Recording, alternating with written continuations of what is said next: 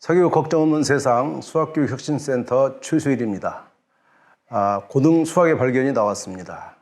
선생님들께서는 이걸 가지고 어떻게 수업을 할지 도움을 드리기 위해서 제가 이 사용 설명서를 제작하였습니다.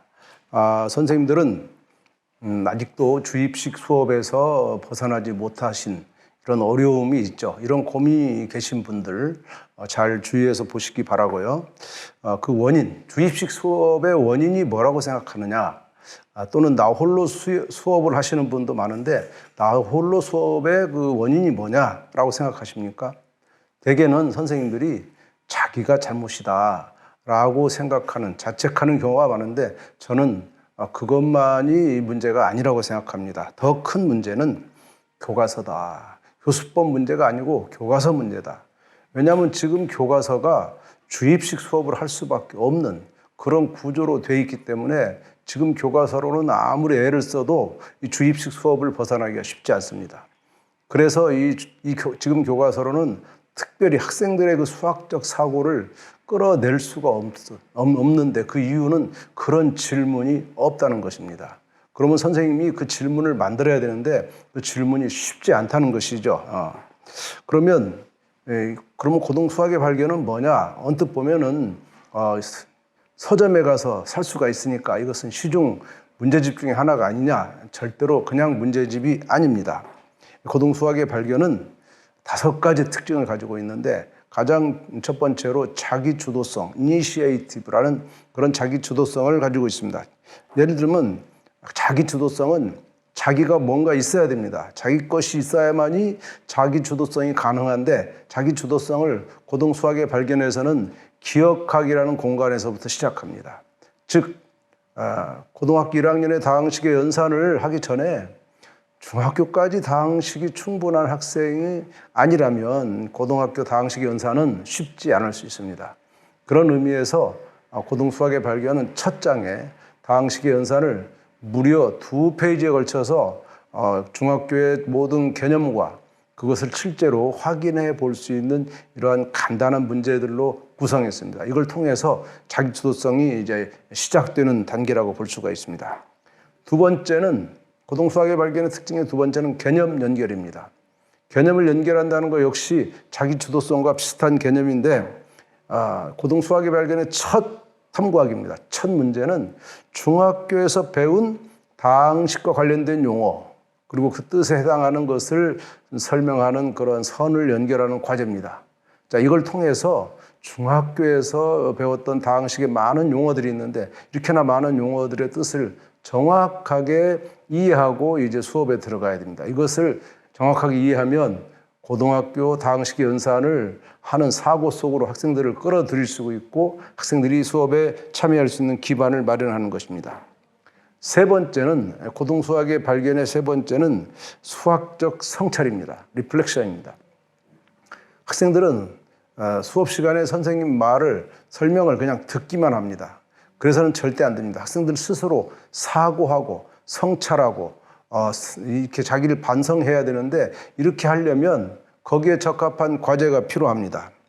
예를 들어서 우리가 함수 개념을 가르칠 때 함수라고 하는 것은 집합 x의 각 원소에 집합 y 원소가 하나씩만 대응할 때 이것을 함수라고 한다 이렇게 말하고 있습니다. 이런 정의를 그냥 주어지기만 하면 주입식으로 그냥 던져주기만 하면 학생들이 이것을 덜커덕 받아먹고 수화하고 이해해내는 것이 절대 아닙니다. 학생들은 이것을 그저 그냥 하나의 문구로만 받아들일 수 있고 그 문구 자체가 상당히 어렵기 때문에 조금만 시간이 지나면 기억 속에서 사라지게 됩니다. 그렇다면 함수 개념이 없어지는 상태가 되기 때문에 함수 공부를 제대로 할 수가 없죠. 따라서 이 고등 수학의 발견에서는 이것을 자기 스스로 성찰할 수 있도록 질문을 만들었습니다. 그래서 집합 X의 각 원소에란 말이 왜 필요하냐? 그 이유를 써봐라. 그 이유는 지금 교과서 어디에도 나와 있지 않습니다. 그렇지만 이건 학생들이 스스로의 성찰을 통해서 얼마든지 생각해낼 수 있고 이것을 혼자 하기 쉽지 않기 때문에 모둠 활동을 통해서 4명의 학생이 머리를 맞대고 여기에 대한 생각을 모으는 과정에서 성찰이 일어나는 것을 볼 수가 있습니다. 마찬가지로 집합 Y의 원소가 오직 하나씩만 대응한다. 왜 하나씩이냐? 라는 거에 대해서 우리 학생들은 이의를 달지 않습니다. 질문을 하지 않습니다. 질문해야 합니다. 왜 그런지 그 이유를 써야 됩니다. 그래서 이런 성찰을 유도하는 것이 고등수학의 발견이다 이렇게 보시면 되고, 네 번째 특징은 창의력입니다. 이제 새로 개정되는 교육과정에서는 창의력이 엄청 강조되고 있습니다. 포용성과 창의성을 갖춘 주도적인 사람을 만들자는 것이 새로운 교육과정의 비전입니다. 창의력은 갈수록 중요해져 가는데, 고등수학의 발견에서는 이 창의성을 문제를 푸는, 문제를 해결하는 새로운 아이디어를 얻어내는데, 학생들은 개념을 가지고 문제를 해결하는 능력이 갑자기 자라는 게 아닙니다. 이런 창의적인 생각할 수 있도록 학생들에게 도움을 주기 위한 개념과 문제의 연결이라는 코너를 매 중단원마다 3개씩 만들었습니다. 이걸 통해서 자기가 스스로 문제를 해결하는 방법을 창의적으로 고안해내고 개발할 수 있는 어떤 힘을 주기 위해서 만든 코너입니다.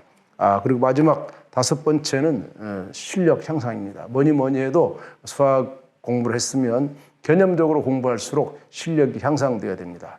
자, 지금 고등수학의 발견은 이것을 연습 문제에 담았는데, 연습 문제는 모든 책에 다 있죠. 그러나 고등수학의 발견은 이 연습 문제의 의미가 다른 책과 달리 앞에서부터 차근차근 자기 주도성과 창의성을 개척하고 개발해 왔기 때문에 이 문제에 대한 해결하는 그 능력이 성장된 것을 스스로 느낄 수 있습니다. 그것은 이제 중단한 연습 문제나 대단한 연습 문제를 통해서 확인할 수 있다는 것이죠. 자, 이렇게 볼 때 이 고등수학의 발견의 특징을 좀 더 쉽게 정리하면, 고등수학의 발견은 초중고 수학 개념을 연결해서 중학교 성취가 부족한 학생이라도 능히 접할 수 있는 그런 교과서가 바로 고등수학의 발견이고, 학생의 자기 주도적 개념 발견이 가능한 겁니다. 학생이 스스로 개념을 발견해서 수업을 이끌어내는 교과서입니다. 그래서 모든 활동을 또 통해서 과제 해결이나 협력하는 그러한 능력을 개발하고 거기에서 개념 발견을 촉진시키는 교과서다. 이렇게 여러분 한마디로 정의할 수 있는데, 이런 특징을 가지고 여러분이 수업할 때 학생들이 여태까지 이제 참여하지 않았던 수업에 참여하게 되고, 여러분도 주입식으로 또는 나홀로 하던 수업에서 벗어나서 학생들이 진정 자기의 수학적 사고를 가지고 자기 주도적으로 참여하는 수업을 이끄는 순간을 여러분이 맛보게 될 겁니다. 여러분 이 책으로 정말 좋은 수업하기를 바라겠습니다. 감사합니다.